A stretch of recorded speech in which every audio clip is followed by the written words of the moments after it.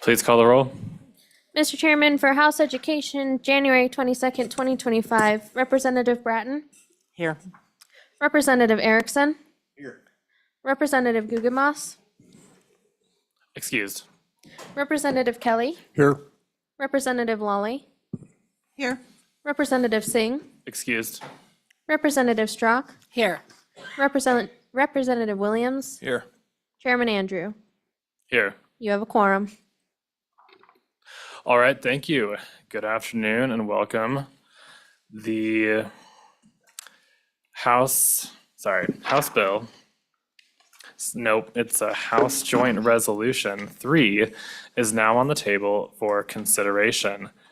And I believe that Vice Chair Lawley would like to explain the bill. Thank you, Mr. Chairman.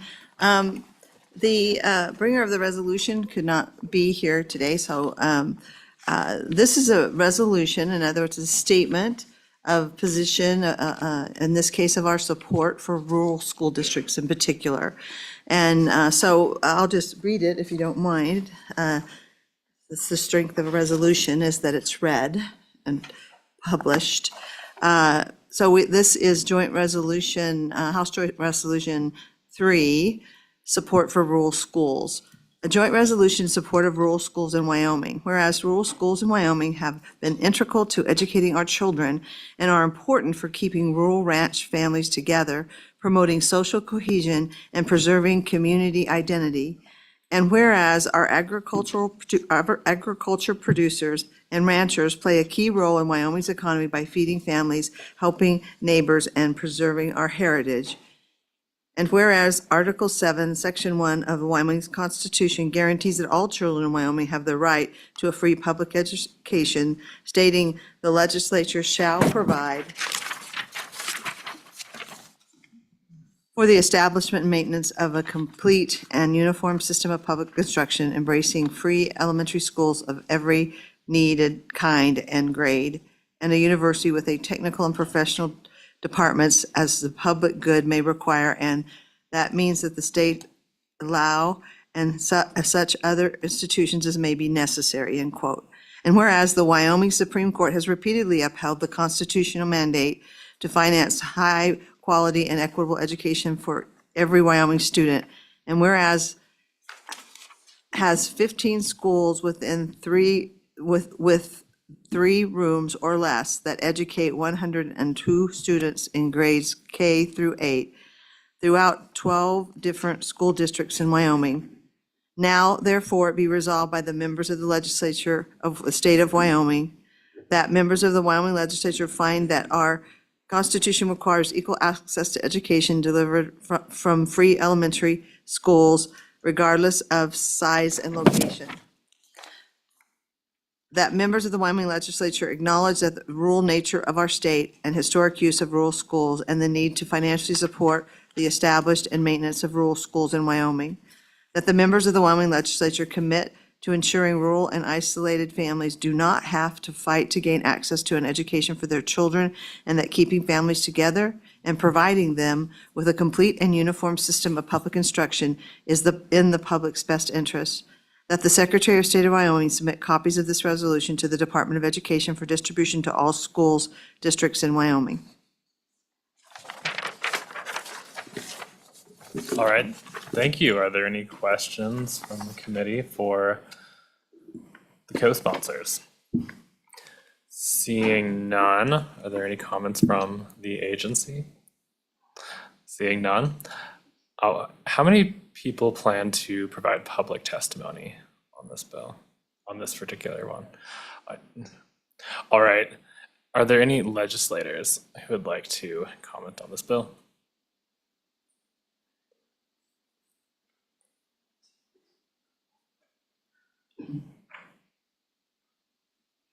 Good afternoon. Good morning. Thank you, Chairman and members of the committee. So I'm in support of this bill. I'm just gonna tell you a little story. So my son was in public education and I chose, or like a bigger education system, and I chose to move him to one of these rural schools. And that school saved his education career. It was more of a one-on-one setting. The teacher was able to identify issues that he was having in comprehension and testing. Sat him down and taught him cursive. So that was awesome. Anyway, I feel like that these rural schools give students more of a one-on-one education, which is great. And also, another thing that you need to take into consideration is, obviously, most of you know that I'm a school bus driver. A lot of these parents in these small communities don't feel comfortable having their kindergarten through maybe fourth grade students riding on a bus for an hour and a half in the morning and an hour and a half at night on top of an entire school day. So we have to take those issues into consideration as well. So I'm in support of this resolution. Thank you. All right, thank you. Are there any questions? Seeing none, thank you. We'll move on to public Do I comment. need to say my name? I'm Laura Pearson, Senate District 14. All right, thank you Thank for you. that. All right, we will now move on to public comment. And we'll allow up to 10 minutes of public comment. There's a few people who want to testify and a few people online as well. So if you could try to keep the comments brief. There's a lot of co-sponsors of this bill on this committee, and if you could give everyone a chance to talk, that'd be appreciated. So Ashley, could we start with the online testimony? I know they registered pretty early.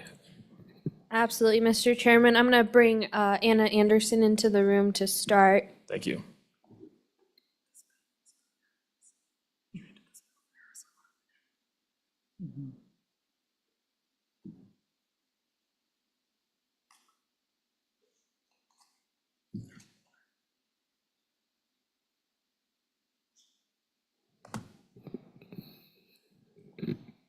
Ms. Anderson, whenever you are ready, you should be able to unmute your microphone and turn on your camera for us.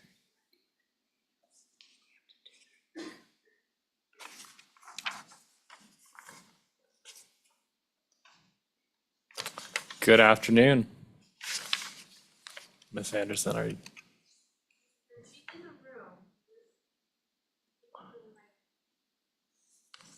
All right.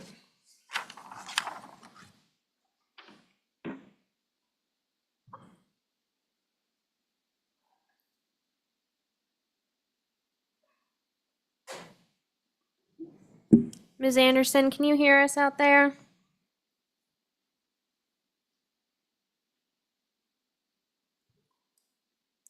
If you plan to provide public testimony and you're in the room, please fill the chairs.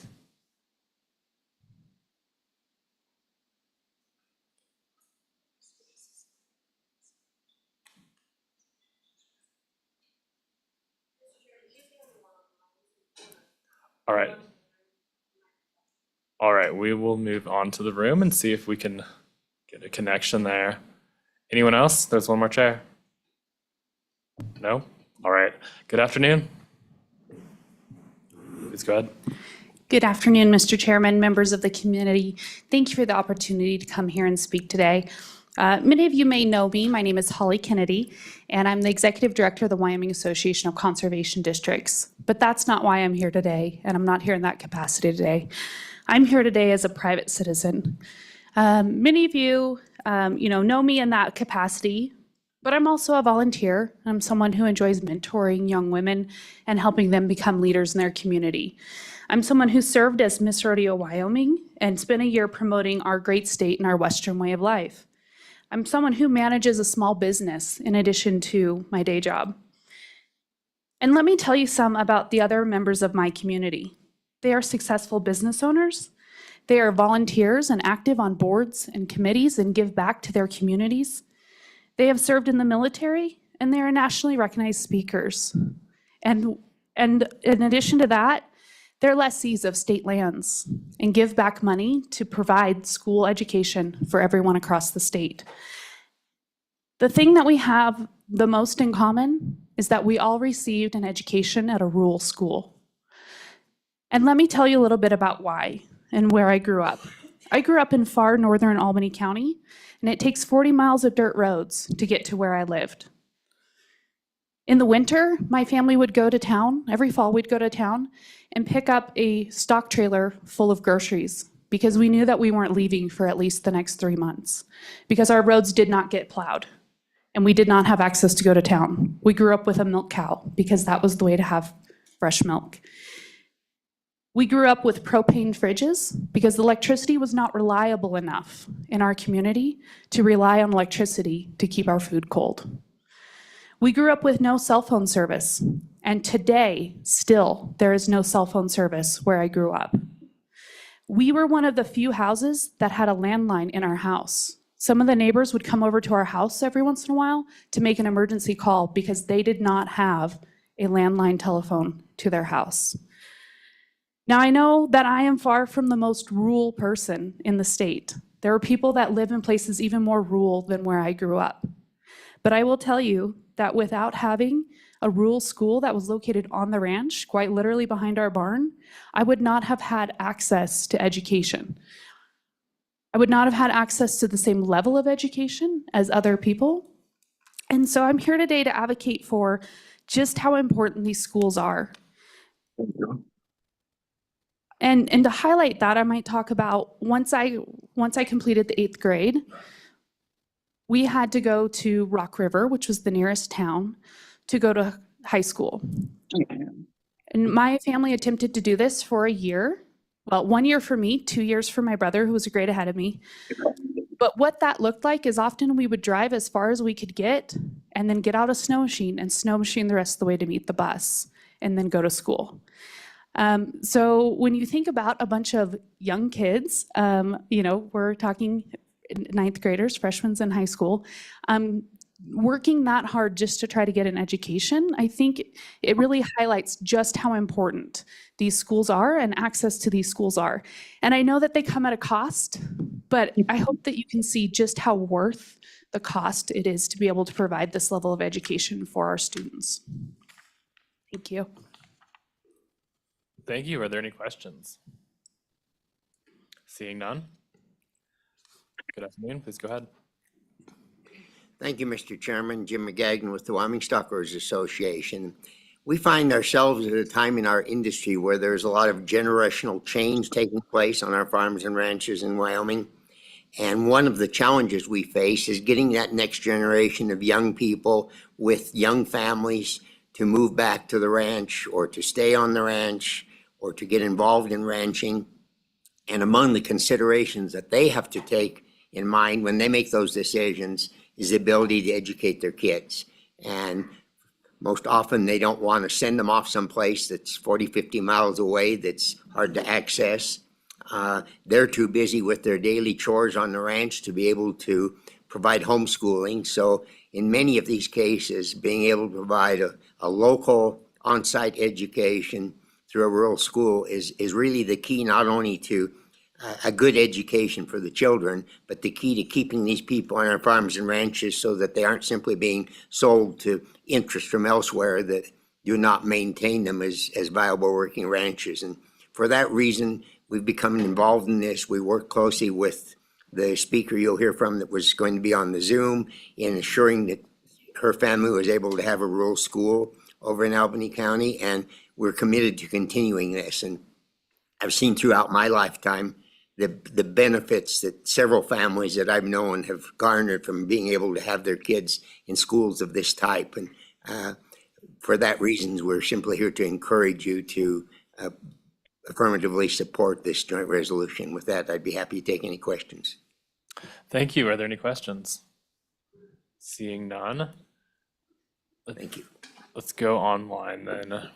Ms. Anderson, good afternoon. Good afternoon. Can you hear me? We can.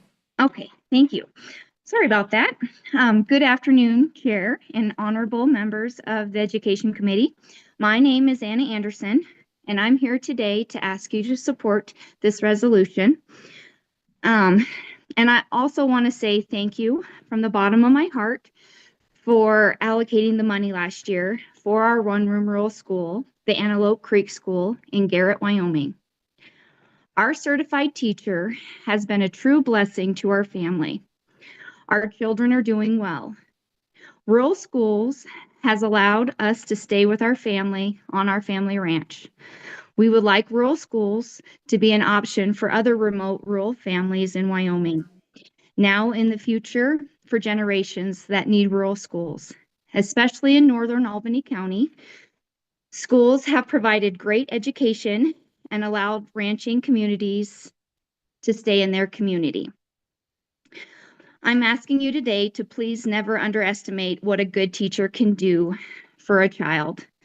If we want people to stay in Wyoming, we need to keep investing in our education system. The focus should be on the best education for our children, regardless to where they live. In closing, it is time to take a hard look at our shared values and work towards real solutions instead of easy cuts that do not make Wyoming better. This resolution will hopefully set an intent of the state to support rural schools in Wyoming, honoring past conversations that rural schools would always be allowed and needed in our great state. Thank you so much for your time. All right, thank you. Are there any questions? Mr. Erickson, or Representative Erickson. Anna, I have a question for you, and it's partly because I'm new, but I also have a request for a school and education at what's called the Box Y, which is a remote in-holding in the Grays River area. But anyway, I would like to just have you, because I understand you have plenty of knowledge on this, why not an online school? It's quite simple. Children need that interaction. They need that in-person interaction. Screen time and virtual learning might be an effective way for some families, but for young kids, they need that in-person interaction. And let's be honest, kids these days do not need more screen time. Thank you. All right, thank you. Looks like we have one more online and we have about a minute and a half left. Mr. Chairman, I'm bringing Kelly Carpenter in the room.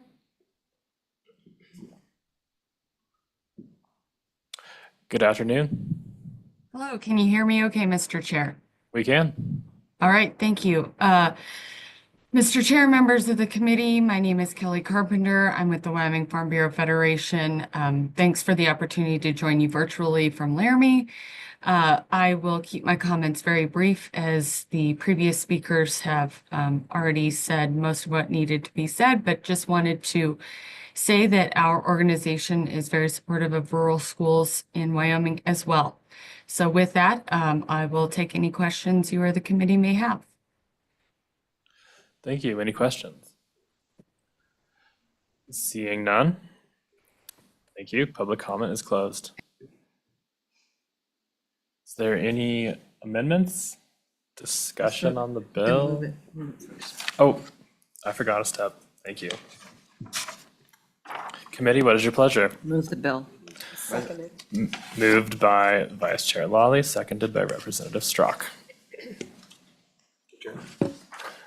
Representative Singh. Thank you, Mr. Chairman. I just wanted to make a little comment here. Though I represent Cheyenne, I grew up in a small little community in LaGrange, Wyoming, and I really appreciated the experience that I had in such a tight-knit community, being able to have a local school that we went to. It was, looking back on that, it was really a wholesome experience. And so I'm glad that we see this resolution before us, and I support it. Thank you. Vice Chair Lawley. Thank you, Mr. Chairman. I too just want to comment, support for local schools. It's one of the things that continues to make Wyoming unique, that we have resisted the temptation to consolidate schools, that we have let local schools be run locally. And even my district has a great success story, Ten Sleep School We just received a brand-new school, and we're very thankful for that. But it means a lot to these communities. It's more than education. It's life in these communities. The school's a place people meet when they have big meetings. That's where they gather. And they play an important role in keeping Wyoming, Wyoming, in my view. So this is a great resolution, Mr. Chairman. Further comment? All right, please call the roll. Mr. Chairman, on House Joint Resolution Number 3, support for rural schools, do pass. Representative Bratton? Aye. Representative Erickson? Aye. Representative Guggenmoss left an absentee vote of aye. Representative Kelly? Aye. Representative Lawley? Aye. Representative Singh? Aye. Representative Strock? Aye. Representative Williams? Aye. Chairman Andrew? Aye. That is 9 ayes. All right, the bill passes the committee. Thank you. The next bill for our consideration is House Bill 199, and it is now on the table for consideration.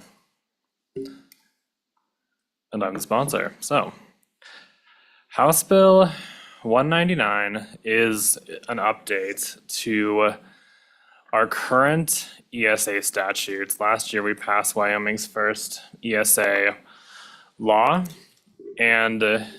but it was quite restrictive. I mean, one of the main parts that makes it restrictive is that it's limited to only people families who are at 150% of the federal poverty level or lower, which makes it apply to, very few people actually fall in that category. So what we're coming back to do in this bill is 5 main things. The first one is to create a stable funding source. And how we do that is we take some of the federal mineral revenue royalty and we divert it from the school foundation program to fill the Freedom Scholarship Account program. And what that does is that, and after that, we use it to fulfill these scholarships. And if there are extra funds in that account, more than 150% of the need to fulfill the scholarship demand, then it flows back to the school foundation program. And this, in particular, this mechanism works well because, everyone who is on an ESA, almost everyone, represents a long-term savings to the school foundation program. And eventually, in the long run, that all works out. The second thing it does is it makes the program universal. So just like our public school system, it doesn't matter how much money you make, what your income is, what poverty level you may or may not be at, or how close to it you are. Every student eligible to go to school in our K through 12 system is eligible to take an ESA. Along with this edit to eligibility requirements, we go back and remove the eligibility for kindergarten. This was a highly debated topic of whether or not we should do this in our last session. And I figured I'd throw it back in here for discussion again. Third thing is that it eliminates mandatory certification by the department and replaces it with a more voluntary process. There's a lot of reasons why an education service provider would want to be registered, especially for easy transfers of funds, so that the parent didn't have to have a reimbursement. But there may be some providers who don't necessarily want to go through that process. The fourth thing is that it removes the assessment requirement. The existing law requires the student to take a nationally normed assessment. This removes that requirement, matching states like Arizona and Utah. And then there's an appropriation of $50 million to prime the pump and get money into this account before the federal mineral royalties start flowing. And that, we put in there, consider it maybe a little more of a placeholder by now. My thought was that we would get that part. It has to be referred to appropriations anyway, and so maybe we'd get that part over there and see what they think and let them work on it. But that is what the bill does. Are there any questions? All right, seeing no questions for the sponsor. Are there any comments from the Department of Education?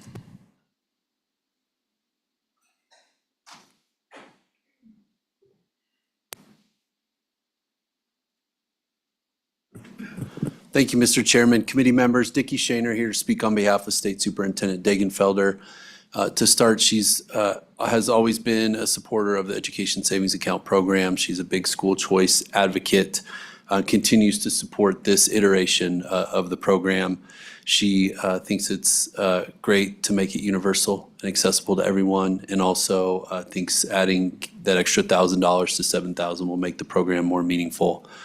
She did want me to share some concerns that she has. One is she believes the assessment requirement should remain in the program as a way to evaluate the success of the program going forward if we have that assessment data.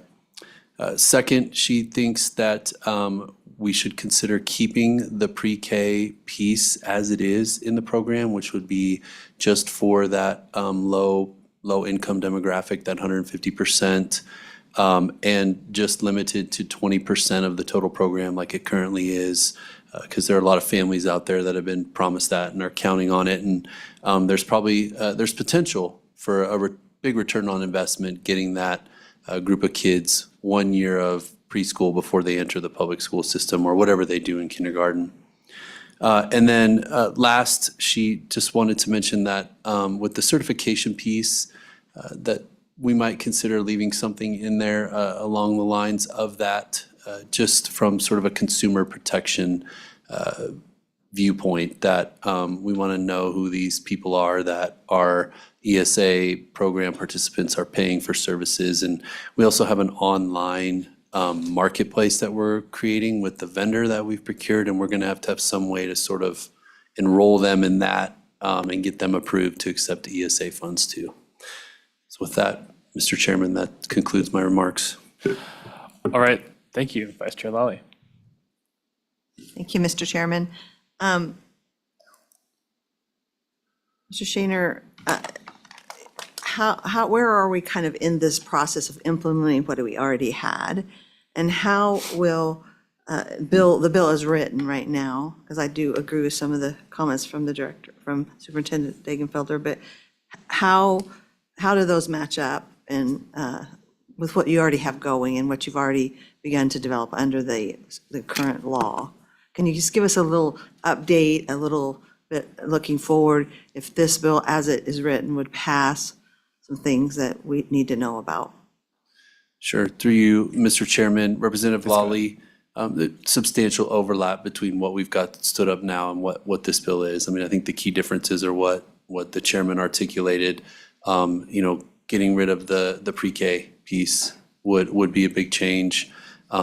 We can increase the limit on the accounts pretty easily, going from 6,000 to 7,000. That's not a big change. And then in terms of the certification processes we've put together, right now we've just sort of done a call for information from families who are potentially interested in participating. We're going to start asking for that information from education service providers next. And then, with everything set to go live to where the accounts have the money in them ready to spend by July 1, we've procured the vendor, and we're just building out the online marketplace and the portal for all the applications and all the funding. Follow up? Any further questions? No further questions, thank you. All right, we have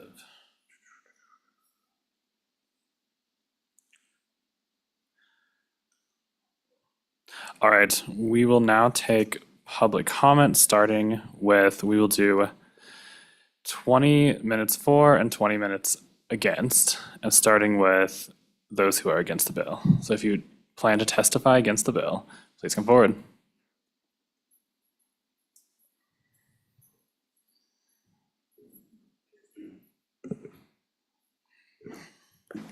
Good afternoon, Chairman Andrews. Oh, sorry. Good was I afternoon. supposed to wait? And committee members. My name is Corey Shemeka, and I'm from Laramie. I teach at Laramie High School. And first, I want to speak to you as a parent. So I'm actually in Cheyenne to watch my daughter wrestle today, which is an awesome thing that our school district promoted, getting a girls' wrestling team put together. And I believe if you take money away from public education, these programs will go away, as well as other programs, possibly rural schools that you just voted to keep in the bill to go forward with more rural schools or support for rural schools, which I also think are very valuable to Wyoming. Also CTE programs, funding for that, funding for art and music. So pulling $40 million or whatever from public education funds is only going to hurt public schools. And when we hurt public schools, we're hurting students. I feel like this also creates a huge economic gap. The students who are going to private schools and charter schools are already in the high income level, and it's like, I think 90% of students that go to private schools are in the higher economic status. And even with the vouchers, like as a teacher, I couldn't afford to send my kid to a private school, even with the $7,000. So people in the mid and lower income can't afford to send their kids to school anyway, which creates a huge gap in equity. It violates our Wyoming Constitution that everybody should have free access or equal access to public education and good public education. I believe Wyoming schools have amazing public education right now. So speaking as a teacher, I'm speaking on behalf of other teachers and students. I believe this would harm a lot of students. 90% of kids that have special needs attend public school. There's not a lot of special needs kids who attend private schools or charter schools. And in fact, most of those schools can turn those kids away if they want to. And those kids cost a lot of money to educate. It's just a fact. Also, our ELL students, 90 or 95% of ELL students are enrolled in public education. And we'd be doing them a huge disservice by pulling funding from public education. I think we should look at what's happening in Florida and Arizona, and their programs have actually cost them more than funding their public schools, and they're in a deficit, and it's, pulling a lot from their state funds. And that's the end of my comments. Thank you. Are there any questions? All right, Mr. Farmer. Thank you, Mr. Chairman. My name is Brian Farmer, Wyoming School Boards Association. Last year, Mr. Chairman, we didn't weigh in on the conversation. We didn't have a position because we believe that when it was generally funded, that any generally funded social welfare program adopted by the legislature is the prerogative of the legislature. However, there's a fundamental change in this bill versus the last bill that was passed, and that is the funding mechanism. So, Mr. Chairman, I would really encourage the committee to draw your attention to the fiscal note. Take a look at that fiscal note on the back end, and it basically says, hey, this is going to cost us $44 million. Let's just call it $45 million a year to operate this program. So roughly $45 million, granted it's a little bit less than that. And the only reason, Mr. Chairman, that it is reduced from that in the first year is because instead of the 20 million in general fund that you put in last year, you're now putting in 50 million in general fund this year. So $45 million per year is the price tag. And Mr. Chairman, if you go to your goldenrod, to your fiscal profile, it basically says that in the in the school foundation program, that at the end of the biennium, we have $118 million left in the program. So let's call that $120 million. So you take that $120 million left in the program and you subtract out $45 million per year. That means that we're draining the school foundation program down to only about $30 million at the end of the biennium. So that $30 million gets drained down by any of the property tax bills that pass that fail to fund the school foundation program. Now, the court has told the state that you have an obligation to fund education. And so with your obligation to fund education, it has the possibility of what's called a structural deficit in the school foundation program. If we get to the point of a structural deficit, if we go from 30 to 0 or to negative, the state still has to fund that account. We still have to find money to put into the account. And so just want to advise you that there are consequences of the fiscal consequence of funding the voucher program is that it has the potential to draw down the account to such a point that it could create a structural deficit. That structural deficit in combination with other reduced revenue to the account. By itself doesn't necessarily do that, but in combination with any other property tax relief that reduces revenue to the school foundation program. So these are the fiscal consequences of a school voucher program. Mr. Chairman, beyond that, the only other comments that I have for you are the same as the concerns that the state superintendent had. And that is really that when it comes to school choice, we support the concepts of transparency and accountability. They ought to be as transparent and as accountable as any of the public school programs. So we ought to have assessment of those programs. That's transparent, that's accountable. We ought to have a certification process by the state superintendent so we know who those operators are, who those vendors are, and there's a clarity to the public, transparency and accountability for those programs. We do also support the pre-K program. Your consultants for the legislature previously have said the best bang for the buck you can get is putting money into a pre-K program. When I say consultants, I'm talking about Drs. Pikus and Auden in the recalibration report, talking about the return on investment in pre-K programs. So, Mr. Chairman, again, I think this is the prerogative of the legislature. If you're going to stand up a social welfare program that provides that distribution to folks, that's your prerogative, but you should be aware of the fiscal consequences in doing so. Thank you, Mr. Chairman.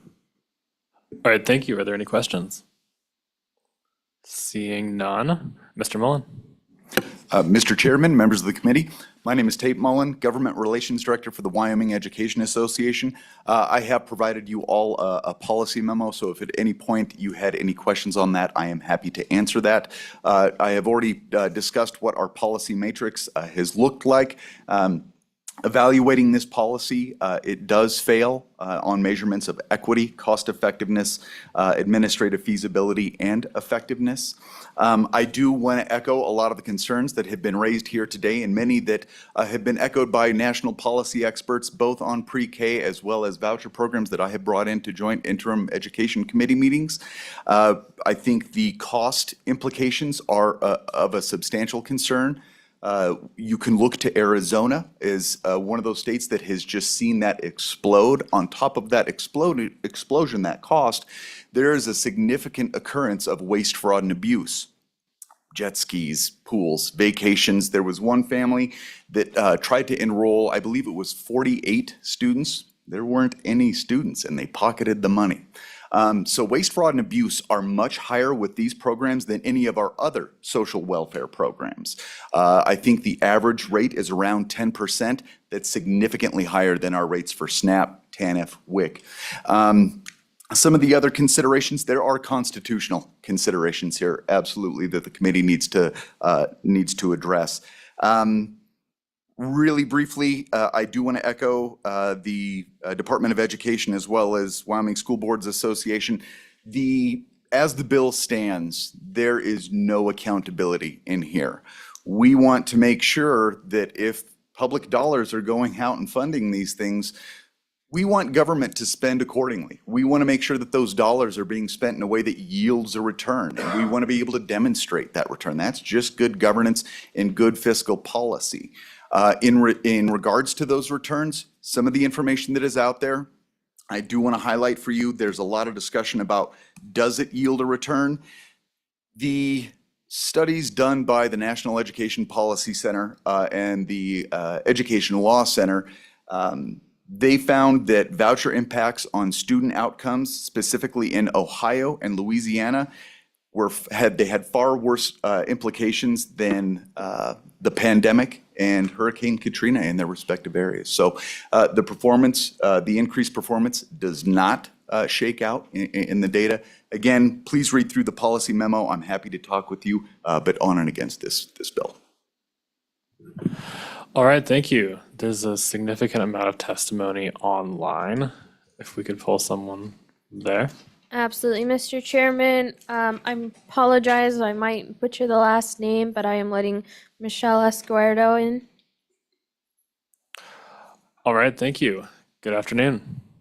Good afternoon, Chairman and committee members. My name is Michelle Scudero, and I'm calling in from Lander, Wyoming.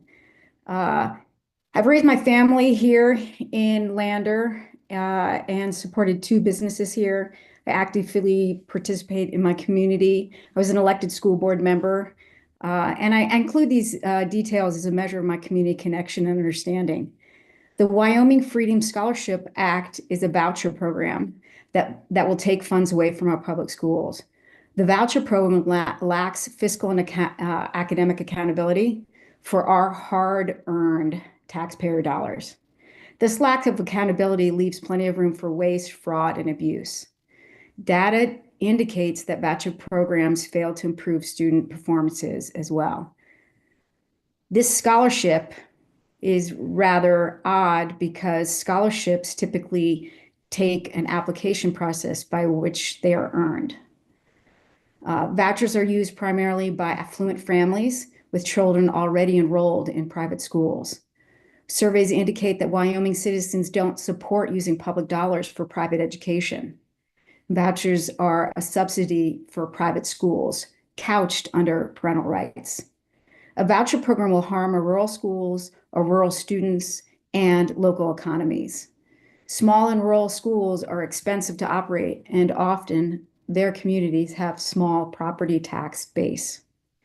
Social science-based research evidence demonstrates that the public school investments are a direct payoff over the short and long run on academics and later in life outcomes like wages and health and overall happiness.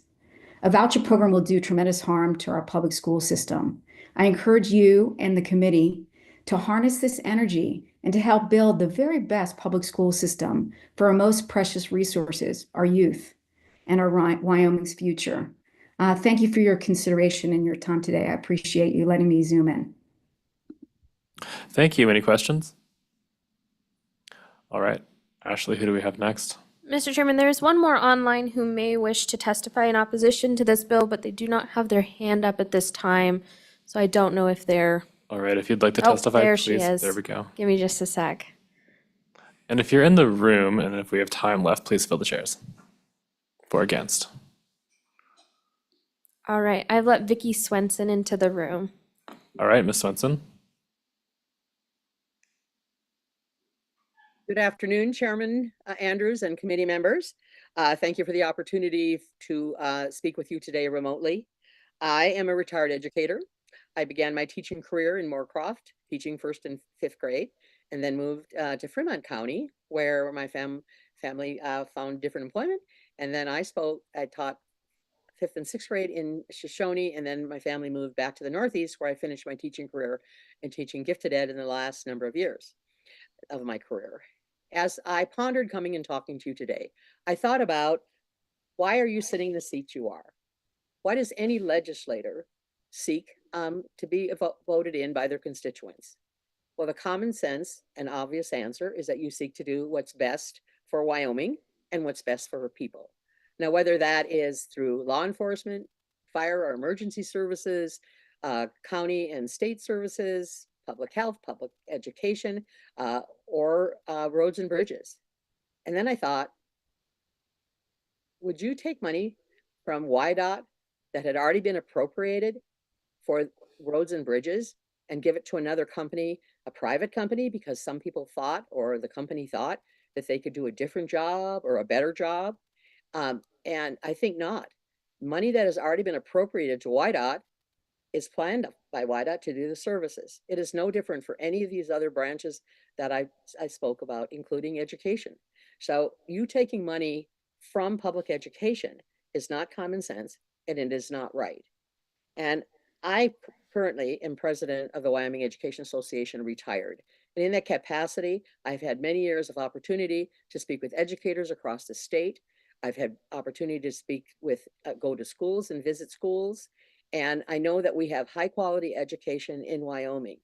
And taking funds from the Wyoming public education is not going to serve to continue those quality education opportunities that we are giving right now. So I stand in very strong opposition to this bill. I feel like it is just, when you think about it from a common sense standpoint, this is money that has already been appropriated to public education. And for you to take it away is not, it's not right, and it doesn't make sense. So that's how I feel about House Bill 199. Thank you again for your opportunity to speak to you remotely. And if you have any questions, I'd be glad to answer. Thank you very much. Thank you. Do we have any questions? Seeing none, we'll go back to the room. Thank you. Good afternoon. Good afternoon, Mr. Chairman, members of the board. My name is Dylan Ford, and I'm an educator here in Cheyenne. And here's what I know with just 10 years of being a teacher. I know that there are kids in every school whose parents are in financial crisis. And I also know that without any kind of investigative body beyond the school state board of ed investigating reports, or even testing requirement for people taking these funds, or even a certification process for service providers, that many funds given by the government, any funds given by the government, is some of them are going to be used just to make ends meet. And I know that a child's education is too valuable to be replacing it with cheap copycats or welfare checks. I also know that even for those kids whose parents keep them in school, and even if there is no misuse of funds, this bill is still debilitating for education. Removing half of the mineral funds to fund these vouchers is an insult to my students who in August have to endure 85-degree classrooms because their school has no air conditioning, or my room doesn't at least. I've sat in on enough financial briefings and negotiations to know that educators who are already looking for some kind of financial relief after the crippling years of inflation that we've experienced will not find it here if this bill passes. To make this bill remotely workable without closing down schools in rural districts or even in our bigger towns and otherwise severely damaging our education system would require more complex, robust mechanisms within the bill itself that I don't think the committee has time to put in today. And I also have concerns about this line where it says that the amount of funding for these vouchers goes up every year based on inflation. And my concern is that pot of money is going to continue to get bigger, while at the same time our public education funds stay the same size. And I also imagine what would our public education, what would our public schools look like if we also adjusted that fund every year for inflation? So I think it would be pretty magical. Thank you. All right, thank you. Any questions? Representative Kelly. Thank you, Mr. Chairman. Could you please specify the part of the bill that says that about inflation? Sure, I'm looking under the section that says Education Savings Account, Wyoming Freedom Scholarship Program Account, and it is section A after the crossed out lines. So $7,000 each school year thereafter. This amount shall be adjusted by the state superintendent for the cost of inflation using the Consumer Price Index or its successor index. Excuse me, Mr. Chairman.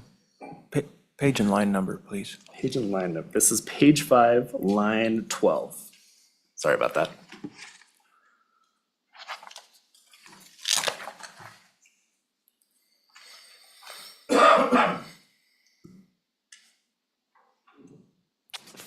Follow up?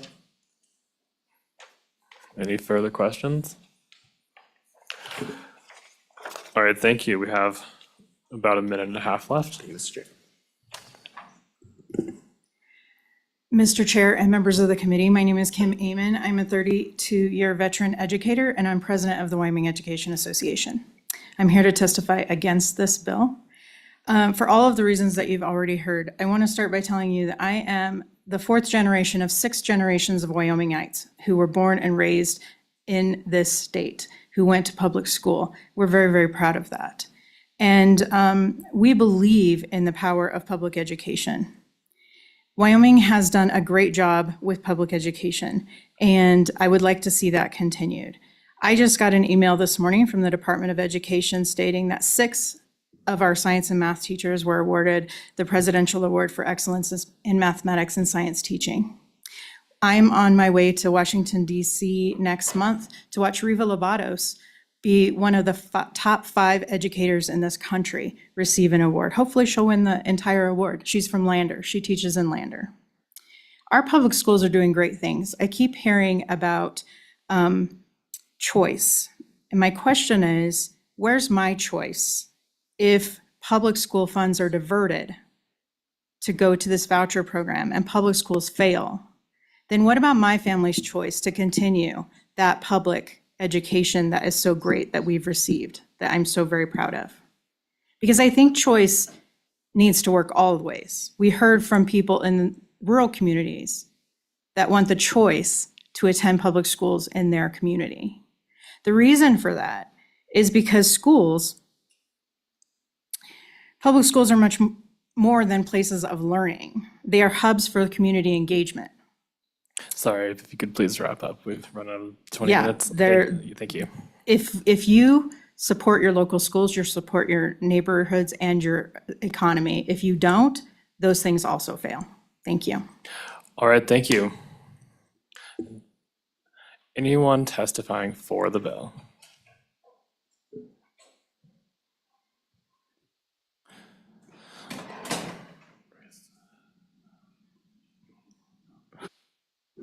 All right, Mr. Lindholm. Thank you, Mr. Chairman, members of the committee. My name is Tyler Lindholm. I'm the State Director for Americans for Prosperity here in the state of Wyoming. I'm also from Sundance, Wyoming, 5th generation out of 6th, and also a product of public schools. My children are products of public schools. I'm not here to throw stones at public schools. I'm pretty proud of our public schools. But I did want to unequivocally state that me and mine and my organization is on and in favor of choice because we recognize the most important thing when it comes to a child's education, and that's parent involvement and parents ultimately making the choice that best suits their child's need. And that's what's really exciting about education savings accounts is the fact that we've got a whole group of parents and children across the state of Wyoming that are paying for public schools, and they're happy to do so, and they've done so. But they're not allowed to use their own taxpayer dollars to educate their children because they chose another route. And we in the state of Wyoming, we're pretty proud of the fact that we make we put it such a stark contrast compared to other states that are our neighbors that education is important. It's incredibly important, but in this situation, we've been a little lax. And that's why education choice is important. And so that's why Americans for Prosperity supports this legislation. And me personally, as a 5th generation rancher out of Northeast Wyoming, supports this legislation also. I'll stand for any questions, Mr. Chairman. Thank you. Are there any questions? Seeing none, Mr. Gillum.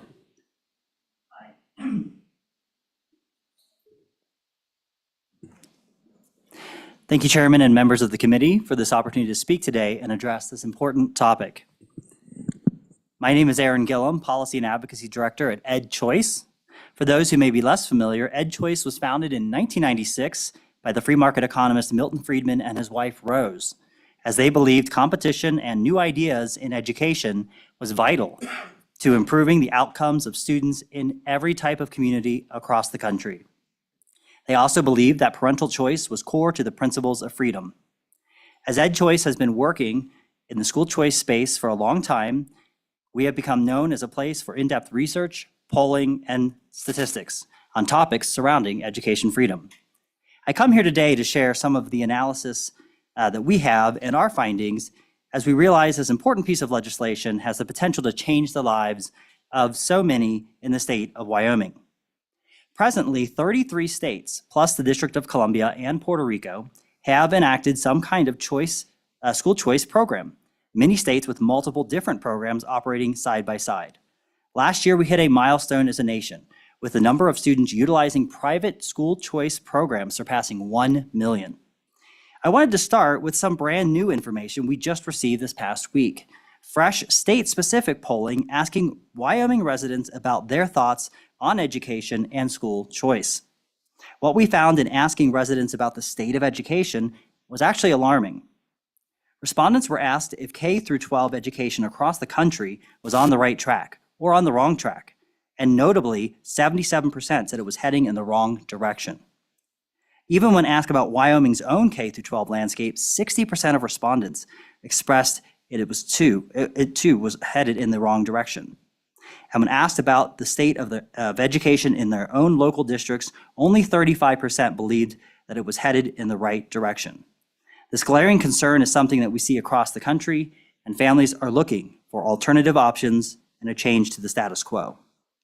As we know, Wyoming will be considering expanding the Education Savings Account program with the introduction of House Bill 199 and the Wyoming Freedom Scholarship. We asked residents about their thoughts on this particular model of school choice specifically, and the majority of residents here in Wyoming, 52%, expressed outright support for ESAs, while only 17% indicated strong opposition. Many respondents, in fact, 23%, were just unfamiliar with the concept or did not have an opinion. Furthermore, when asked if ESAs should be available to all families, regardless of income, the majority, 57%, said yes. At EdChoice, we believe that allowing all families to choose the type of education that best matches their values and their needs is an important component that has been lacking when assigned schooling by address has been the model for many decades.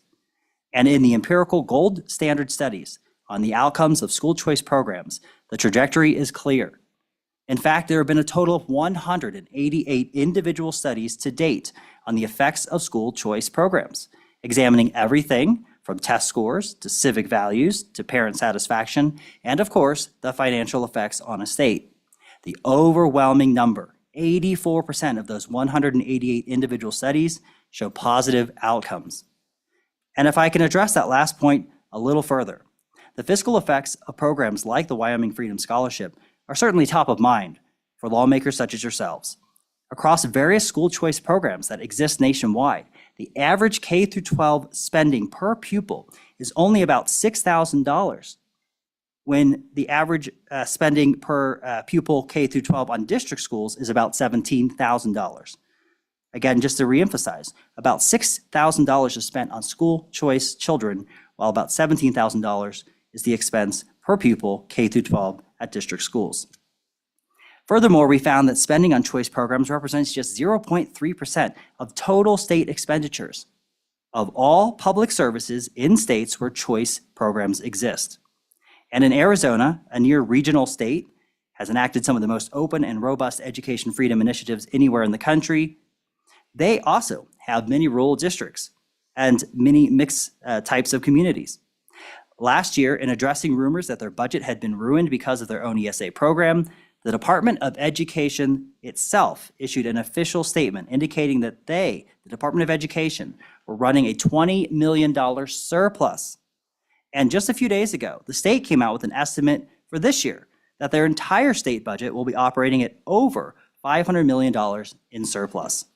In short, Arizona and states that have enacted robust school choice programs have not seen a budget crisis because of these programs. One other item I want to address that also deals with your near neighbor, Arizona, and that is the improper payments or misspending rate. The data that we have seen indicates that on items that the government is tasked with, such as unemployment insurance, national Medicaid improper payment rates, and even SNAP, those rates are significantly higher. In fact, only 1% of their ESA rate was listed as being apparent misuse. That's a very low number for a government program, even though, of course, we would all like to see it at zero. But this comes directly from the Arizona Auditor General. It's his own assessment. But 22% of unemployment insurance had an improper rate, while 16% on Medicaid and 11% on SNAP. So ESAs are not the boogeyman. I appreciate the time allotted here today for comment as your committee considers House Bill 199, an important piece of legislation we believe will bolster education opportunities for families across Wyoming. And that's what this is really about, giving families the ability to choose what's right for them and their children. We'd also like to invite you to check out our website at choice.org to see our research, as well as access all of our publications for download. Thank you very much for your time today. Thank you. Are there any questions? Representative Kelly. Thank you, Mr. Chairman. One question I had is when we talk about fraud and abuse and the rates of that, is there a way to calculate when money's being wasted if we don't have a set of standards for what they're supposed to be teaching? Please go ahead. The approval of certain expenses that are laid out by the legislature is often the way that that's mapped out, or it sounds like there may be set up a third party to handle some of those costs here, depending on how that program shapes out. But we believe that ultimately, when it comes to accountability, it's the parents that are the main factor here. It's an issue of freedom, but they're the ones that are closest to their children, to the students, and making the choice to send their kids where they think best meets their needs. And it's that ability to be able to move their child that is the accountability. Whereas historically, we believe the structure with being tied to your address and to the district school doesn't allow that same movement. So we think that's the ultimate accountability. Yep. Any further questions? Seeing none, thank you. Welcome. Mr. Winters. Thank you, Mr. Chairman and committee. My name is Nathan Winters, President of the Wyoming Family Alliance. I just want to commend this bill. This is the ideal bill, and we at Wyoming Family Alliance strongly approve of it. And the numbers of people that correspond with us over the year, we see strong approval from parents and families who really desire the idea of funding kids rather than bureaucracy. And that's what this bill really does. At almost right around a third of the cost of what it costs per ADM for a student, you can actually educate a child and send them to a place that would fit that family's needs the best. I do want to, like my friend here, I do want to just talk a little bit about the questions of fraud and the idea that this is causing massive budget shortfalls in other states. Both of those are false. First of all, when it rolled out in Arizona a number of years ago, there were a lot of folks who were confused on how it might work because they would call the Arizona Department of Education, and about 25% of the time, they found answers that were unhelpful or wrong. Thankfully, that was corrected very quickly. And so as a result of that, over the subsequent years, you can see the same auditors who had looked at the first occasion of and conducted an audit of how these funds were spent. Here's what they wrote. Concerns with debit card administration have largely been addressed. Our review of all the 168,020 approved transactions identified in the department's program account transaction data for that following year found only one successful transaction at an unapproved merchant totaling $30. When you look at what we're talking about here, the $30 fraud, that was probably something that was just a misunderstanding from a family. That is not the kind of abuse that some people try to make it sound like. The second thing I want to bring out as well is that program is so popular in certain states like Arizona that yes, indeed, it has wound up costing more than projected, but that's because the surge in enrollment by over 72,000 students, it just shows how popular this program is. That also coincided, that cost $92 million. It was $92 million more than forecasted, but it saved $93 million in the public school enrollment. And when you look at that, when the cost to the taxpayer, actually you are saving funds. And I really think that it's been successful in many, many states, and it's time for Wyoming to try to empower families and students, and this is a great opportunity to do it now. All right, thank you. Any questions? Seeing none, thank you. Good afternoon.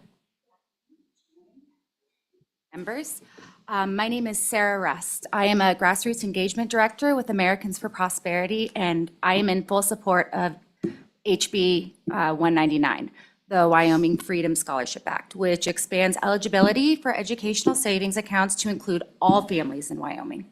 As someone with firsthand experience utilizing universal educational savings accounts for my own children in Arizona, I have seen the tremendous positive impacts that educational choice can have on a child's academic success. The ability to use these funds for a variety of educational options, ranging from private schools to online programs, allowed my children to receive a personalized education that best met their unique needs. This flexibility was crucial in providing them with the tools and opportunities to succeed.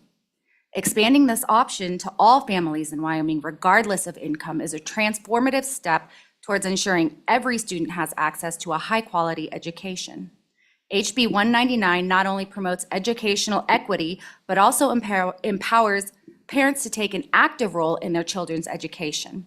This bill will foster innovation in the education system, give students the chance to thrive, and ultimately strengthen Wyoming's future workforce. Thank you. Thank you. Are there any questions? All right, thank you. Is there any further public testimony? Seeing none, public testimony is closed. Committee, what is your pleasure? Moved by Representative Strzok, seconded by Representative Kelly. Are there any amendments? Vice Chair Lawley. Thank you, Mr. Chairman. I take to heart some of the recommendations made by our department. I think it will help the public to know that we are certifying providers, which is part of that sort of accountability step we've just heard. Is I think, again, I agree that there's a lot of interest in these ESAs, but people do want to see us run them well and manage them well. So the idea of certification of providers, I'd like to see language put back in about assessments being done, which is what the department suggested as well. Again, I prefer the pre-K. I know it's not immensely popular, but there's been a big push in Wyoming to do basically expand public pre-K, which I'm not in favor of. I would rather incentivize pre-K programs. And it's a good start to just start with that lower income and help those families get a leg up, because that they have a certain disadvantage that's been established by in their ability to have readiness for kindergarten. So conceptually, I would like to see those kind of put back in. And I make a motion, we can do that as a conceptual motion. Or would you like me to separate them? Maybe separate them. 'Cause that's, yeah. Okay. Is that all right? Or do Yep. you just want to run it as is? Yep. Okay, I'd separate them. Let's do, first, let's put the assessment back in that's in the original statute right now. All So right. I make a motion that we Do we put the have a assessment back in. second? We have a s- Representative Kelly, seconded. All right, any discussion on the amendment? Representative Bratt. Yeah, what's, Mr. Speaker, what is the first amendment and what are your comments on that? The amendment that is on the table right now is to reinsert language that requires students receiving an ESA to take a nationally normed assessment. It doesn't necessarily mean, it doesn't mean the YTOP. It could be that, but there's a decent sized list of different things they could take. I personally would urge a no vote. There are a number of ESA programs, including Arizona, which is the nation's oldest and largest ESA program, that have been running successfully without this for the entire time they've been in existence. And I think that we can go that way as well. Even newer programs like Utah don't have that requirement. So, they still have to sign a contract saying that they will ensure education in the main subject areas, the basket of goods, basically. But it's a decision that's up to the committee now, so thank you. May I make a comment?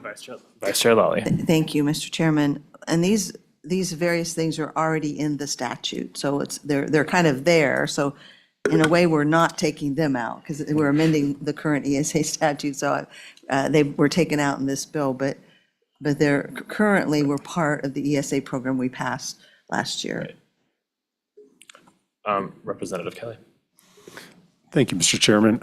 I'd just like to put this in the context, really. As we hear testimony on this, we get our emails and phone calls. Obviously, some people are dead set against the entire thing. Some people are 100% in favor. But no matter how diametrically opposed we are on this issue of school choice, I think we have overwhelming consensus that we don't want to waste taxpayer money for education. So when we look at something like we have Medicaid, where public dollars go to private providers. However, we don't just send it to anyone who claims to be a provider. There are standards to whom gets that public money to take care of public health. Likewise, there should be some standards for where public money goes to. Even though they're providing a service for public education, they are still private providers. So it makes sense to keep the certification in there, both from just the standpoint of fiscal responsibility and just to get this bill moved, because I think we'll run into significant opposition if we don't have this. Representative Kelly, we are on an amendment that deals with having a nationally normed assessment, not the certification. Oh, I'm sorry. Okay, well, I stand corrected. I didn't mean certification. I meant, yeah, the assessment. That's what I meant. Sorry. All right, thank you. Thanks for the clarification. Thanks for the clarification. Anyone else? Any comments? All right, yeah, I would say that, I mean, the accountability portion of this bill, I mean, is built into the, it's hard because this bill is a giant amendment to our existing law, so not everything we need to reference is in here. But, I mean, essentially, they have to sign a contract, and the accountability is all based on not necessarily academic performance, but on fraud prevention. So there's mechanisms in there to deal with that, such as, no part of this bill allows anybody to just get this money in their hands.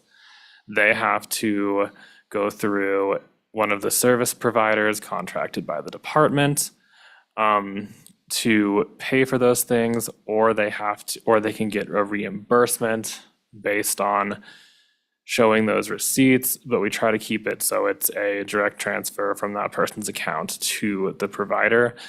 So there are mechanisms to prevent fraud. I mean, nothing says that the test score has to be good. It just says that they have to take it. So whether or not there's any accountability in that is debatable. But I think that's, certainly a fair decision for all of us to make now. So is there further discussion? Representative Williams. To the bringer of the bill, from your perspective, taking the accountability factor out, how do we assure our constituents that their money's being well spent? Thank you. I think the important part is to make sure that there's not fraud. I mean, even in our public school system, we aren't necessarily guaranteeing the outcomes of students. There are good outcomes and there are bad outcomes, but we're taking that same trust and putting it into this program. And I think that, is it accountability or is it not? Like, it says you have to take an exam. It doesn't say you have to get a good score necessarily, nor does it necessarily even say that it has to be reported. So I think that a lot of trust is placed in parents beyond ensuring that fraud is not committed with the money. And that's how it currently works. Representative Lawley. Vice Chair.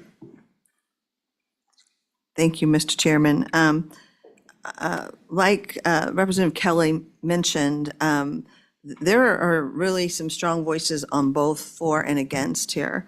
And I think one of the things that we can do, and I think some of the wisdom of what the superintendent of public instruction is asking us to put back in will kind of help quell at least some of the concerns of some of our constituents. That we have shown that we're going to be faithful stewards of this process, not to interfere with parents so much, but as it concerns the public funds. we can't have two different standards about the spending of public money. One we say for agencies and one here and there, but we say that in this we have none. I agree it shouldn't be as stringent perhaps, but the assessments, the certifications kind of are some sidebars that help, I think, with those that are most concerned about this bill, so that we're certifying these providers, which is to fraud. And then the second, which is the amendment we're on, is assessments, to just give an opportunity to see, or families to see how it's going, even if they don't report it. But I feel like that's really important in the public divide that we have right now, to show these are areas where we can, and already have actually, as a legislature, put in the law. They're there. We're not talking about putting them in. We're talking about keeping them in at this point. And so I think to be true to that, it would be important to keep those two things in. And they do kind of different things at different parts of the process. Certifications, which again isn't right before us, but is something that happens earlier, that the providers, to make sure we are dealing with reliable providers of some of these third-party providers, and that they're trustworthy, they're going to be able to do the services and meet the needs of the parents with regard to the program. And then there's the assessments that nationally normed, again, very easy language for that they can take different, there's not a specific assessment assigned, it's just to have an assessment. So again, on and for the assessment, and we'll get to the certification in a minute. Representative Strzok. Thank you, Chairman. I think I'm trying to get this all put together in my head, but part of I have listened to a lot of also school board members and teachers, and what's really hurting our schools is all these testing and requirements and regulations. And if I understand a lot of what we're doing here when we go to private schools and some of these, what we're trying here is to get away from so many regulations and requirements so we can actually get back to teaching. And I think by adding some of this here, we're actually hurting what we're trying to accomplish. And then I just have one other thing to say. We talk about these public funds, and these parents, we all are paying property tax. And we have no choices of how we're able to educate our children. This is opening up that for choices. We're still paying it. And somehow we're getting confused here that people's money and how it's almost like we've gotten so in our head that it only should go to government-run schools, that we can't take our tax money that we're actually paying in and go to some of these schools. And we're making it more difficult and just hurting it here for these private schools that we're trying to help, is by adding so many of this other regulation and testing. Vice Chair Lally. Thank you, Mr. Chairman. To Representative Strzok's comments, I'm not against the ESA bill, and I don't think asking for an annual assessment of their choice is a big burden. We are accountable with these funds. They are public funds. Many of them come from the minerals industry, not individual taxpayers. So there's no attempt here to put a bunch of different regulations on. The certification, which we talked about a moment ago, it does not go to the parents. It's about making sure the providers that provide the services that make this program work will do their job, and they will have integrity, and they will basically be able to function so the program can function. So the only ring we're putting on for parents really is this idea of an assessment, an annual assessment. And there are a number of people in Wyoming that are concerned. I've gotten many emails, I'm sure you have as well, about the whole program, quite frankly, but really the accountability piece. And so these are things we had put in. We debated them last year. We put them in, and the department has even suggested that we keep those in there. And so I think I see the wisdom in that. So yes. Yep. Done.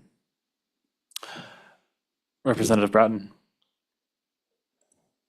Thank you, Mr. Chairman. I would like Aaron Gillen to come back up and speak to what you've seen in other states, what you've seen in Arizona, what you've seen in other states as far as them having testing. All right, Mr. Gillum, you're welcome to give us a quick summary on that. Yeah, thank you for the question. Different states handle this in different ways. And I think, And one point that has been made, a very good point, is that even teachers themselves sometimes are frustrated by the intense amount of testing, where they feel like they're teaching towards the test. And one of the things that we, believe is that education is possibly going to evolve, can evolve with free market forces, and we should be open to that. And there may be environments where parents want to send their kids to specialized schools for situations where they're preparing for life after school, getting job ready, and that might look like different things in different communities, different things in different states. But what kind of testing would you want to cover all of those different types of educational spaces, not just the brick and mortar kind of standard structure that we're used to? So that's, I guess, one quick thought I would say. There have been some light touches that states have done with regards to parent satisfaction surveys. So at the end of the year, or potentially, I guess, more than once, to check in with the parents and see how they feel about how the education is going in that particular learning environment, with the teachers that they have, the instructors that they have, with the administrators that they have.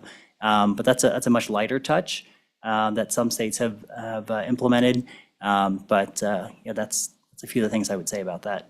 But as mentioned, actually, Arizona does not have that in their statute. Vice Chair Lally. Thank you, Mr. Chairman. Do you have much knowledge about in Wyoming, the private schools and what testing they already do? No, I'm afraid I do not. Okay, yeah, I think we have, Mr. Chairman, since we're kind of working the bill, we had testimony last session that most of the schools that people would be using in these ESAs in already have nationally normed testing that they do. So we're not adding on top of that. It's already built in. I think sometimes there's a difference about how people view ESAs versus, for example, homeschooling, where they're taking on the whole of the education process, versus this, where we are paying them funds, public funds, to educate. So again, I think the fact that most of the private schools in Wyoming do nationally normed testing already, and they testified last year that that was not a big deal. It did not add anything to what they're already doing. But it gives some comfort to the public about the money that we're spending to do this. Representative Strzok. Thank you, Chairman. I guess my thing, it's kind of leaving it wide open by saying that we haven't said what kind of testing. I mean, they could throw on too open, is what I'm saying. Who's going to determine what testing it is and how much they're going to throw out? Representative Strzok, the language that we're contemplating striking or not says a nationally normed exam, and there's a list of what's involved in that. Okay. And so, yeah.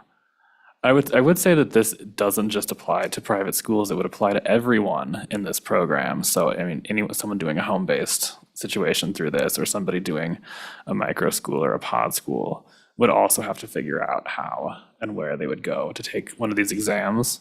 So, that's something to consider as well. But Representative Joseph, nope. All right. Anyone? Representative Kelly, we should probably go for the question. Just a quick comment. I just wanted to make sure that everybody understood here. I'm sold on this idea that I don't think we need the accountability to the testing we're talking about. Personally, if this were up to me, I'd say strike it. But I'm speaking for my constituents who are very much concerned about it, and I'm responding to that. So you don't need to convince me. You need to convince the thousands of voters in my district.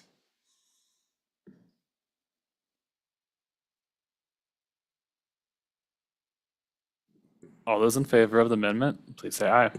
Aye. Aye. Aye. All those opposed, say no. No. Sorry.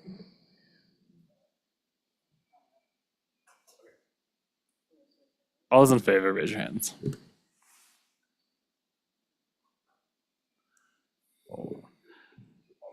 All those opposed? Mr. Chairman, a tie vote fails. All right, thank you. Representative Lawley, do you have another amendment? Thank you, Mr. Chairman. Yes, I do. I ask for an amendment. I move amendment to leave in or put back in the certification requirement the department asked for, who's going to run the program, and like the idea of certifying these providers and making sure that they meet the qualifications and standards for Wyoming so that we can make sure the program runs smoothly. Do we have a second? Seconded by Representative Kelly.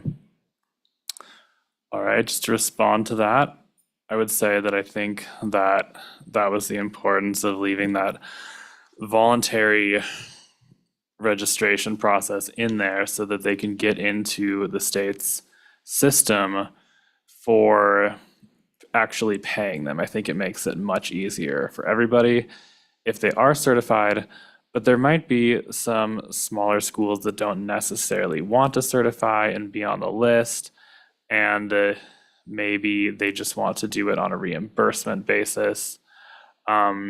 So I would ask for a no vote, but it might be fine either way. So, any further comment? Question. All right, question being called. All those in favor, raise your hand. All those opposed? All right, a minute. Representative Lawley. Vice Chair. Another amendment? I think I'll wait till the floor. All right, thank you. Is there any general discussion on the bill? Seeing none, please call the roll. Mr. Chairman, on House Bill 199, Wyoming Freedom Scholarship Act, do pass. Representative Bratton? Aye. Representative Erickson? Aye. Representative Guggenmoss has left an absentee vote of aye. Representative Kelly? Aye. Representative Lawley? Aye. Representative Singh? Aye. Representative Strock? Aye. Representative Williams? Aye. Chairman Andrew? Aye. That is 9 ayes. Amendment passes the committee. House Bill 235 is now on the table for our consideration. Oh, it's mine again. All right. All right, so House Bill 235 is a rather simple bill, even though it's quite a few pages. But essentially, we are taking the funding that is in the block grant model and for our high school CTE supplies and materials grant.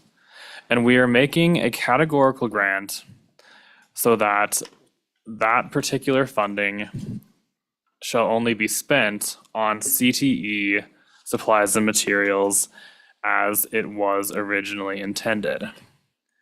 And there's a couple amendments that are being passed out right now that I think are important to explain. One of them is essentially amending House Bill 18 into this grant. So House Bill 18, as you remember, we had on our table the other day, it increases the funding for very small school districts. And we need to get that in this bill if this bill were to pass for that bill to live on. The second amendment is an amendment that makes the grant automatic so that the school districts don't have to apply for it. It's just a grant that they just get, and we don't have to go through a process on either the district side or the department side to get that money to them. And are there any questions on the bill for me? Representative Bratton. Thank you, Mr. Chairman. Which one of these grants is the first one? There's two, which?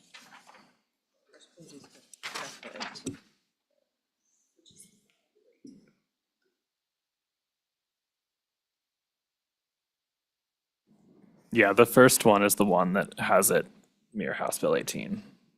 Mr. Chairman, Representative Bratton, they are numbered at the very top. So one of them has like Prop HB 235H for 4601, and then the other one is 02.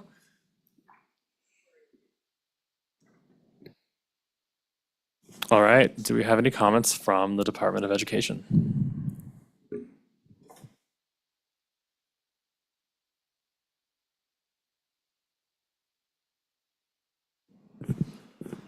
Good afternoon, Mr. Chairman, committee members, Dickie Shaner and Trent Carroll from the Department of Education. We appreciate the amendments to this bill.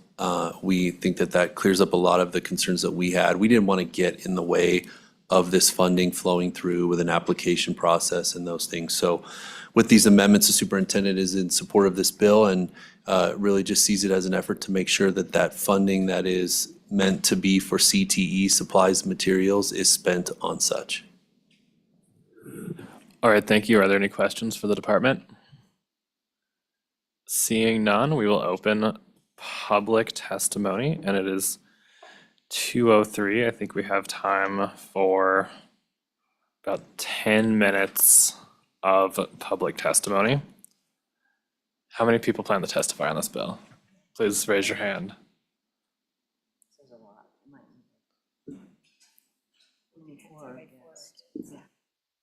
All right, we will do 7 minutes for and 7 minutes against, starting with against.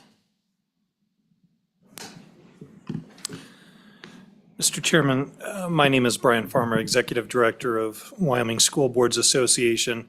I'm here together with Mr. Jed Ciccarelli, who is the Chief Financial Officer for Laramie County School District Number 1.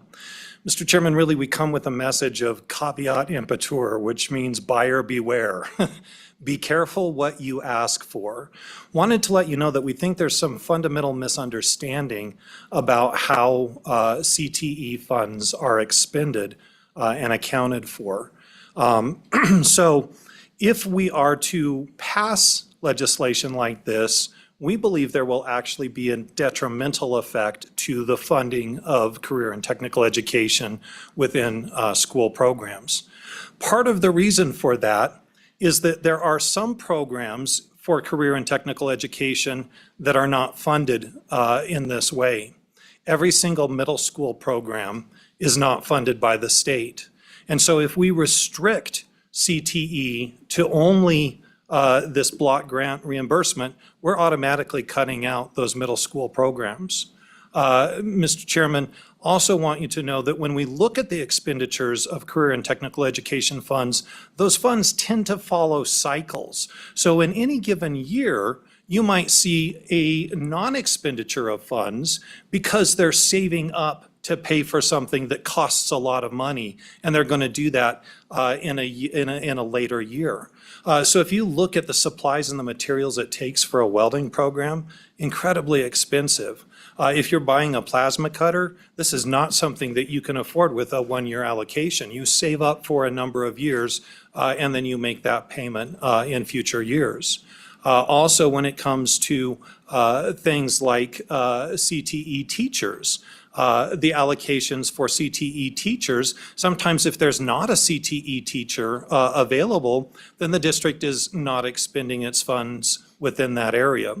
The other thing that can happen is when we look at student interest in programs, what numbers of kids are enrolling in certain programs. And again, that can be cyclical, and it can also be influenced by things such as a school calendar.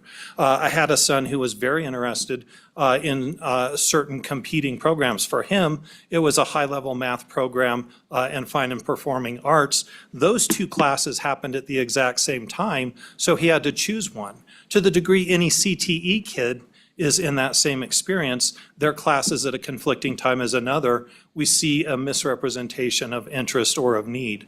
And so when you look at the boundaries of a single year and say, school districts not using their CTE funds for CTE, it's in fact quite misleading because the school districts really do endeavor to spend all of their dollars and oftentimes more than all of their CTE dollars exactly for CTE programs.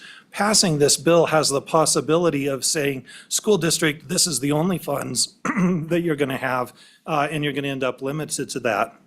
Mr. Ciccarelli can speak directly to a school district experience.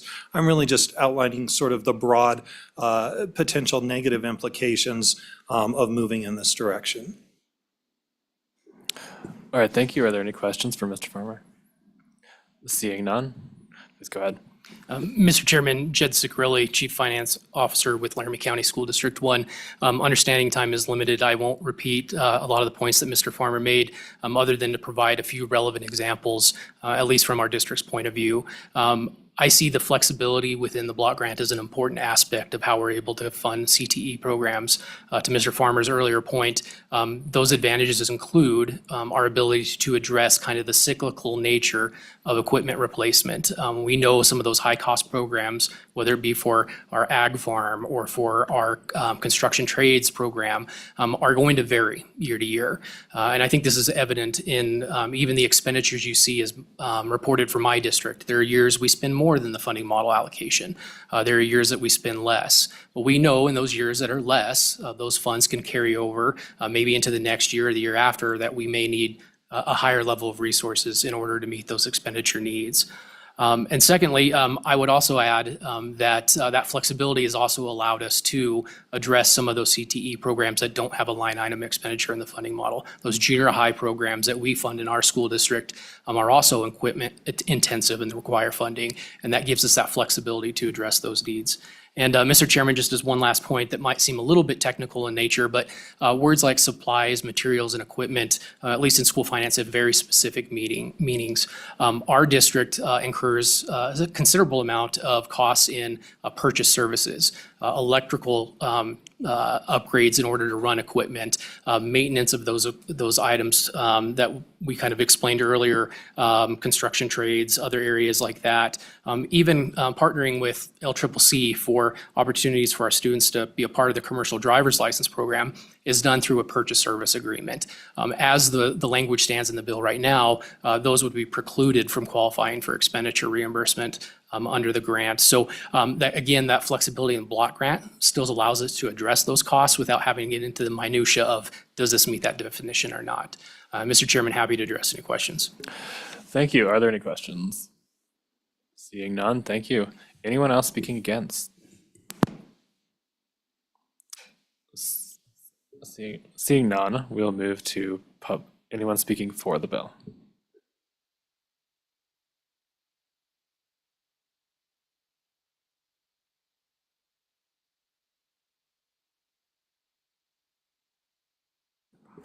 Ms. Taylor.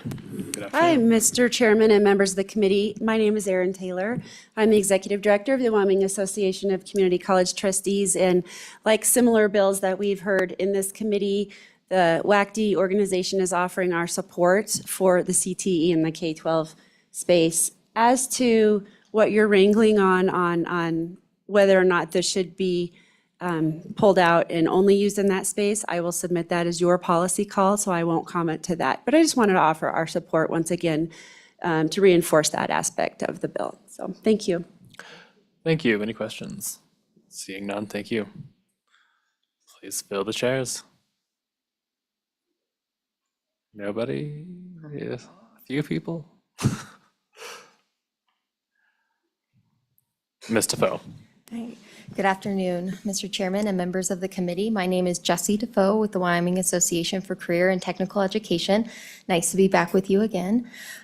Just a reminder, looking back at statute, there were basically 3 different components and buckets that were created originally with this legislation.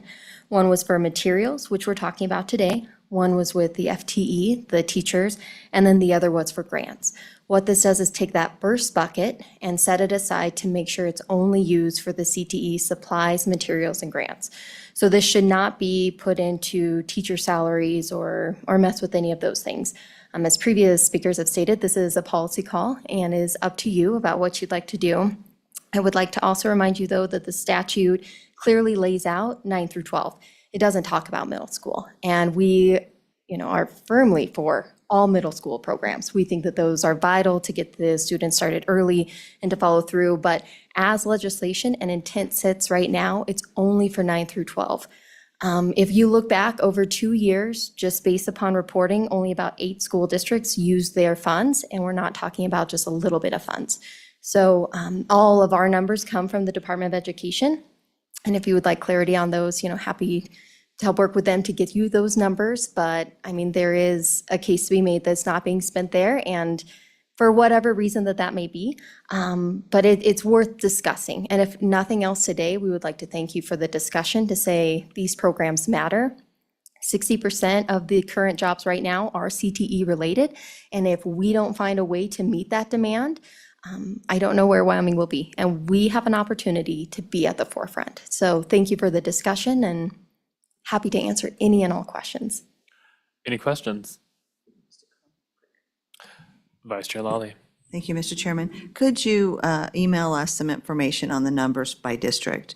Sure. How much they were allowed under the block grant model and in this category in particular, and how much they've spent, how much they spend?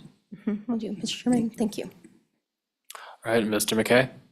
Mr. Chairman, thank you. Rennie McKay, President of the Wyoming Business Alliance. And again, I will continue to beat the drum of how important workforce and skill development is to the businesses of Wyoming. So really appreciate this. I am going to throw you a curveball and say that the Business Alliance does not have a position on this bill yet because this bill came late, and so I have not been able to talk to my board about it in detail. But generally speaking, the initial response, my board's made up of business leaders from all over the state and all over sectors, and they're very supportive of you working on CTE issues. So thank you for that. And I think the discussion today, though, also shows why this is challenging, because I think if you, we've got leadership out of Sweetwater County, and the Sweetwater County district may have a different set of numbers or decisions that they're having to make, and that's why this is all very hard. So I think what I just want to reiterate is thank you very much for taking this up, because as Ms. Defoe said, 60% of the jobs available right now, and I think I talked to you about all the unfilled jobs and available jobs right now. A lot of those are CTE based jobs. So there are so many opportunities for kids to come out of high school right now and go to work in a good paying job if they've got the skills for it. So this topic is really important, and I think I know my membership really wants you to continue to have this, to shine a light on it. I would love to understand the rolling average. I've seen the numbers from the districts, and it is, can't see where the money's being spent. Then if it's not being spent on CTE in high school, it's hard to see where it is or when it's been spent. So if you all could spend more time on that topic, and we could look at that by district, I know I could take to my members more information and help them understand if this is a change that's needed right now, or if we're looking at a problem that doesn't need solving today, but it's really hard to understand with what we are looking at, because it looks like there's a problem, but as we just heard from the districts, they say there isn't one. So I would just love to get further into those numbers so we can have this conversation across the whole state with the businesses who want to hire those folks, and a lot of those businesses are the big taxpayers in the state. So thank you very much, Mr. Chairman. Thank you. Are there any questions? Seeing none, we have about a minute and a half. Please go ahead. Mr. Chairman, members of the committee, thank you. I was a little confused before whether we're for or against, but figured it out. I'm Dan Benford, Executive Director of the Associated General Contractors of Wyoming, or the Contractor Association. And I would echo Mr. McCabe's comments here that we want to have more of that conversation, but we would be in support of CTE programs. When he talks about 60% of open jobs in the state, we're talking 90% of those jobs are my open jobs in construction are ones that could be entered into right after high school if they've had that CTE education. They're high-paying jobs. They have high promotion possibilities in those jobs. And we desperately need help getting people into this industry as we grow in the different corners of our state. Construction's booming, and the only thing limiting us is our workforce. And so anytime that we can help, I mean, our association alone has helped $25,000 up in Campbell County, rebuying new tools for a high school that tools were out of date and the batteries weren't working any longer. Another high school up there had built a tiny home and went to sell it at auction, and through a fluke of the auction sale, didn't make what they had put into it. We didn't want to see them step backwards, so we covered the losses on those materials so that the next year they could go forward. I was just reached out by a school in Natrona County as well, and we're going to look to get their tools All right, we're updated too, out of so. time. Thank you. Thanks. Thank you. All right, and I'm sorry I have to close public comments, but thank you. Committee, what is your pleasure? Moved by Representative Strzok and seconded by Representative Bratton. And who has amendments? I have amendments. So I've already explained these amendments, but again, the Amendment 1 that you have is the one where we just reinsert House Bill 18 so that it exists after this hopefully makes its way through the legislature. So is there any comments on that? Second. Oh, of course. Any discussion? All in favor, please say aye. Aye. And the second amendment is the one that makes this an automatic grant so that they do not have to apply for it and the department doesn't have to decide whether or not they're going to give it to them. One note is that nothing in the bill or this amendment makes it so that they cannot save for the future. They do not have to send it back, but they do have to spend it on what it's for. So they do have to spend it on the supplies and materials that they're supposed to, but they can save for larger purchases. So I move this amendment and seconded by Vice Chair Lawley. Any discussion? All in favor, please say aye. Aye. Any general discussion on the bill? Mr. Chairman. Representative Singh. Mr. Chairman, I'd like to call back the member from Laramie County School District Number 1 to see how these amendments have affected his position on this. Okay, he was informed of the amendments before. Yeah, he was. All right. Okay. Representative Strzok. Thank you, Chairman. Just really quickly, I'm just really curious, and we can talk about later, I'm sorry, but why is middle school not part of all this? That's all. Thank you. Middle school's not part of it because how it was originally lined out in the block grant was specifically extra funds for materials in these grades. And not here, I know not here. We can bring an interim topic. That's all I wanted to know. Any further discussion? Seeing none, please call the roll. Mr. Chairman, on House Bill 235, Career Technical Education Equipment and Supplies, do pass as amended. Representative Bratton? Aye. Representative Erickson? Aye. Representative Guggenmoss left an absentee vote of aye. Representative Kelly? Aye. Representative Lawley? Aye. Representative Singh? No. Representative Strzok? Aye. Representative Williams? Aye. Chairman Andrew? 8 aye, 1 no.